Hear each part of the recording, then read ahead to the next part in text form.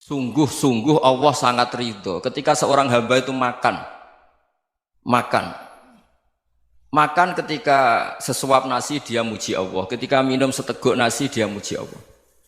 Itu kalau orang diridhoni Allah itu wali betul. Itu untuk jadi wali itu gampang. Kamu makan ridho, kamu nginjak buminya Allah ridho seneng, kamu hidup keseharian aman seneng. Nah ini supaya sampai kita semua ngaji betapa panduan Rasulullah untuk menggapai ridho Allah itu banyak yang keseharian sekali. Saking kesehariannya banyak dalam hadis dan itu sahih. Nabi menyebut hal-hal yang keseharian. Hatta ma tas'alu fi fimra'atika. Kamu punya uang kemudian istri kamu bisa makan itu ibadah. Bahkan sebagian ibadah itu dicontohkan Nabi yang akhirnya diprotes sahabat. Yaitu wafi buti ahadikum sodakoh, kamu menggauli istri kamu itu ya sodakoh. Sampai sahabat bilang yang benar ya Rasulullah. Ayati ahaduna syahwatahu wa huwa lahu ajrun. Masa urusan biologis, urusan syahwat kemudian dia dapat pahala. Nabi menjawab, alai salawadu'aha fi haramin akana alaihi wisrun. Bagaimana kalau dia meletakkan ke yang tidak benar itu kan dosa. Nah, hal-hal seperti ini yang saya ingin teman-teman semua. Saya juga agak ingin ngaji demi Anda juga agak ingin. Itu dosa sekali ngaji kok. Pesanan kelompok tertentu itu enggak boleh. Islam itu untuk semua. Jadi ya cuma karena di depan saya jenengan ya seakan-akan jenengan korbannya. Itu ada ilmunya dalam usul fikih itu. Jadi orang itu harus ngaji usul fikih. Nama yang disebut, mungkin Mas Sufyan masih ingat zaman ngaji usul fikih. Nama yang disebut itu tidak jaminan sebagai prioritas perintah. Jadi misalnya gini, kebetulan yang di depan Nabi itu Abu Dzar. Nabi ya bilang, ya Aba Dzarin ini uhibbuka misalnya, atau ya Mu'ad ini muhibbuka, atau ya Aba Hurairah ini uhibbuka misalnya. Banyaklah riwayat yang Nabi nyebut ya Aba Dzarin, ya Mu'ad, ya Aba Hurairah. Kemudian misalnya Nabi meneruskan khitab, ini uhibbuka, saya mencintai kamu, fakul dubur sholatin, atau sebagian riwayat disebut falatadaan la dubura kulli sholatin, Allahumma inni ala dzikrika wa syukrika wa husni ibadatik. Saya mencintai kamu, siapa saja. Mu'ad bisa, Abu Dzar bisa siapa.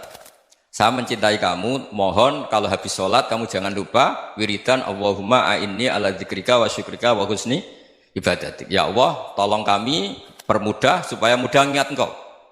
Anda tidak bisa mentang-mentang, wong nama saya Parmin, nama saya Purnomo, itu yang diperintahkan Mu'ad misalnya. Jadi yang disebut satu, tapi khitab itu untuk siapa saja. Saya teruskan. Jadi saya mohon semua kita melakukan kebaikan itu kalau dalam kaidah fikih disebut al yakin la yuzalu bisyak. Banyak kebaikan yang kebenarannya itu 100%. Tidak punya efek samping ke pihak lain, ke kelompok lain, ke komunitas lain. Itu tadi misalnya Anda makan dan itu murah sekali, hanya butuh satu piring. Setiap punyaan kamu muji Allah, setiap minum kamu muji Allah. Itu redaksinya Rasulullah SAW disebut Allah sangat ridho ketika seorang hamba makan, kemudian dia memuji Allah. Atau minum, kemudian dia muji Allah. Logikanya gampang, negara seperti ini yang kamu harapkan bentuknya kayak apa, mertua, ipar, komunitas, tetangga. Itu nyata terjadi itu kan belum pasti. Sementara yang mesti terjadi adalah kamu butuh makan, kalau tidak mati. Butuh minum, kalau tidak mati. Butuh bumi yang nyaman ditempati, kalau tidak kita juga mati. Sebab itu Allah kalau menyebut nikmatnya itu hal-hal yang keseharian. Alladzi at'amahum min ju'. Allah itu siapa? Allah itu yang menciptakan kamu bisa makan. Tidak berlebihan. Allah itu yang menciptakan kondisi sosial itu ideal. Zaman Nabi itu ya ada orang munafik. Orang-orang pilihan Allah itu juga diuji orang sekelilingnya yang macam-macam. Semua diuji sesuai konteks zaman dan waktu. Nah, tapi ada ibadah-ibadah yang selalu disarankan Nabi. Sampai Nabi itu pernah ditanya, ayul Islam ya khairun ya Rasulullah, Islam terbaik itu gimana? Jawaban Nabi itu unik. It'amut to'am. Islam terbaik itu ya makan-makan, santai-santai. Ketika Allah menyebut beberapa kebaikan, falak tahamal aqobah wa ma adrokan apa? Mal aqobah. Terusannya apa? Fakku raqobah. Terusannya apa? Au it'amun fi yaumin di masubaya. Atau acara makan-makan itu juga Islam. Kenapa? Ya bayangkan kalau tidak ada makanan, kita mati kan? Kondisi sosial tidak ideal itu Anda masih gak apa-apa. Tapi kalau Anda tidak makan, Anda tidak minum, Kamu punya istri cerewet masih bisa hidup, punya mertua cerewet masih bisa hidup. Tapi kalau tidak makan bisa mati. Berarti penting mana istri sama makan? Penting mana? Makan. Semoga istri Anda dengar, nanti kamu disuruh makan tapi pulang deh. Itu kalau dibahasakan makan masih memahami. Penting mana nasi satu piring dengan istri. Nggak ada nasi mati, nggak ada istri belum mati. Penting mana?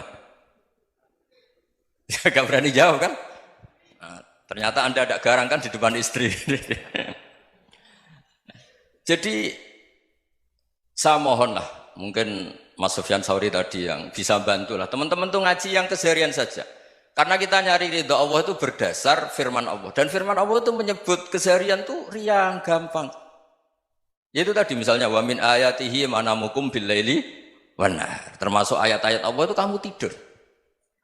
Maka dulu itu ada guyonan, ada tokoh Mu'tazilah, kelompok dalam Islam yang berpikir manusia itu bisa menentukan ikhtiarnya sendiri. Karena saya bisa duduk, ingin berdiri, berdiri. Karena kelompok ini nggak terima kalau semua kehendak Allah, nanti bagaimana kalau semua kehendak Allah kok ada hisab ya, ada sanksi. Lucunya itu dia akhirnya ini cerita ya, mencintai seorang perempuan cantik sekali. Dan itu dia menjadi ahli sunnah itu oleh hal-hal yang sepele. Karena istrinya cantik, ya namanya suami istri itu hubungan intim. Terus ditanya, Mas masih ingin lagi? Masih. Silahkan diulang lagi. Wah ya tidak bisa. Katanya manusia bisa menentukan yang diinginkan. Itu tobat itu. Itu nggak bisa ditobatkan Mas Sufyan Ats-Tsauri. Orang cantik yang mudah nobatkan orang itu orang cantik. Segampang itu. Akhirnya kita tahu, makanya kalau dalam kitab Hikam itu disebut al-aqil mayyakul madza yaf'alu wa hubi wal ghafil mayyakul madza af'al. Orang yang punya akal karena sadar ini wilayah Allah, semua milik Tuhan. Itu dia tiap hari berpikir, besok Allah akan melakukan apa terhadap dunia ini. Kamu merencanakan sesuatu mau plesir, ternyata gempa. Mau wisata ke Rusia, ternyata perang. Kamu tidak pernah tahu apa yang akan terjadi besok. Wa ma tadri nafsum madza taksibu ghadan. Tapi anda semua kita ini sering punya jadwal permanen. Makanya saya kalau diundang siapa saja, sana takdir. Yang jelas Gus ini acara penting. Ya masih acara penting nak pangeran ngersakno piye? Kowe ape dadi pangeran? Kamu kok mau jadi Tuhan? Itu kadang ya kiai. Penting Gus acara ini jenengan harus memastikan bisa. Loh kamu itu yang ngajarin tauhid, sesuatu itu biadillah kok bilang-bilang apa pasti. Kalau saya terus tak tobatkan kamu kata saya. Ya kalau gitu Gus bilang insya Allah. Wah itu hati saya, fisik saya, roh saya sudah bilang insya Allah. Tidak usah kamu latih kata saya. Nah hal-hal tauhid keseharian itu gampang sebetulnya. Wal ghafil yaqulu madza af'al. Tapi orang yang lupa Allah dia setiap hari bilang besok apa? Kita bisa melakukan apa? Seakan-akan dia itu aktor, dia penting, dia subjek permanen, dia. Padahal kita ini hanya objek kehendak Allah Subhanahu wa taala. Karena kita yakin sesuatu yang terjadi di alam raya ini kita tidak bisa apa-apa. Makanya saya sering ngaji, sering bilang saya, ketika Anda mensifati Allah, Dia yang menghidupkan. Sudah itu tanamkan sehingga ketika kita mati santai saja. Kenapa santai? Allah punya cara menghidupkan kita. Zaman kita hidup juga gak tahu caranya ngelola jantung, ngelola paru-paru. Kamu juga gak tahu ngelola oksigen yang tidak beracun, tidak mengandung polusi. Tahu-tahu hidup. Gak ingin tua ya tahu-tahu tua, gak ingin mati tahu-tahu mati. Selama ini kita hidup juga gak tahu apa sebetulnya. Hanya gaya tok, punya jadwal, punya planning. Kalau kamu bisa menentukan pilihan Anda, pasti Anda istrinya cantik, 4 neriman semua, kona'ah semua. Nyatanya enggak kan? Ada 1 jelek, cerewet. Oh itu kan, nyatanya enggak bisa apa-apa Anda kan? Dan kamu bawa mati lagi. Itu kan, istri Anda juga gitu, punya keinginan, punya suami yang ganteng, yang jabat, yang neriman, yang enggak poligami. Ya enggak kesampaian juga. Kalau kita ngitung tingkat kegagalan kita itu gagal terus. Ya kan? Nah, terus ingat Allah, madza yaf'alu wa bi. Orang yang punya akal selalu berpikir Allah itu menghendaki apa terhadap saya. Lalu sama-sama orang melihat orang yang serius, itu kata Anda itu pemikir berat, serius. Senang punya tokoh yang merengut karena kamu anggap serius. Tapi sebagian orang anggap orang yang serius itu wong merengut, wong masam, wong muka kok ditekuk. Jadi sama itu hati ya muqallibal qulub tsabbit qalbi ala dini karena kita nggak tahu cara berpikir kita tentang orang lain, tentang sekeliling kita. Misalnya kita orang baik yang jenis ngrumat fakir miskin. Ada orang bangun masjid mewah itu janggal. Apa artinya masjid mewah kalau banyak orang kelaparan? Tapi kalau yang jenis pendidikan apa artinya masjid mewah kalau tidak bisa ngaji? Nanti yang jenis infrastruktur apa artinya ini kalau semuanya punya sudut pandang yang berbeda-beda. Dan Islam mengapresiasi semua kebaikan. Tapi katakan semua kebaikan itu adalah kehendak Allah Subhanahu wa taala. Karena apapun baik Anda itu pakai fasilitas yang diberikan oleh Allah Subhanahu wa taala. Sehingga ini yang disebut kulillah sumadarhum fi khawdihim yal'abun. Ya kembali tadi ke tema-tema bahwa keseharian Anda ini sudah Islami. Saat Anda tidak bisa melakukan apa saja. Saya sering ada jenazah, biasanya kalau tetangga meninggal saya sering disuruh ngelepas. Saya bilang orang ini baik. Karena sering ngelamun di rumah, sering nganggur di rumah. Ditanya sama anaknya, kenapa Gus nganggur baik? Ya kalau dia nganggur artinya juga agak berbuat sesuatu yang maksiat kan? Ya kan? Orang nganggur di rumahnya ya tidak bunuh orang, tidak maling, tidak korupsi, ya namanya nganggur di rumah. Lah cuma istri cara pandang nganggur gak menghasilkan uang gitu. Tapi juga gak menghasilkan kriminal kan?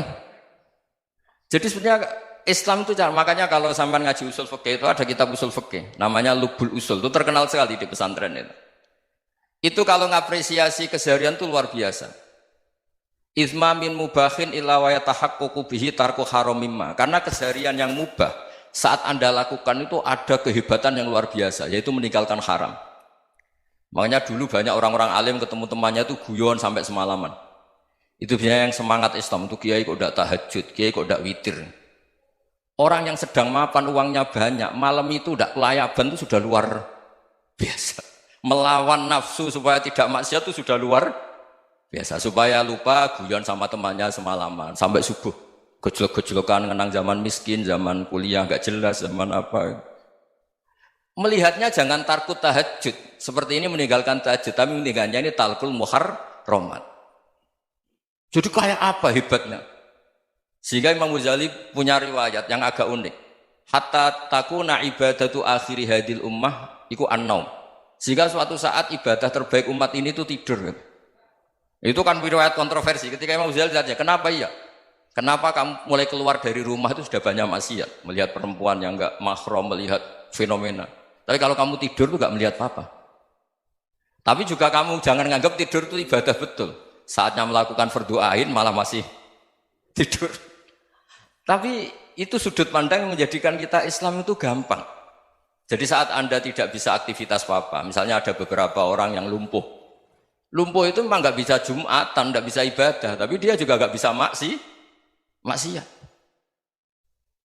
Tidur itu memang Anda saat itu tidak bisa tahajud, tidak bisa witir, tapi saat itu ada zina, ada maling, tidak gosipkan orang, tidak bully orang, tidak menanamkan kebencian, tidak hasud. Sehingga tidur menurut Allah Ta'ala wa min ayatihi manamukum billaili apa?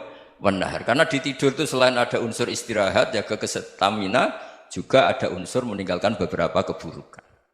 Nah saya mohon ibadah yang keseharian ini kita jaga. Supaya kita semua baca ayat itu fasih. Fasih itu tertanam di hati. Allah itu siapa?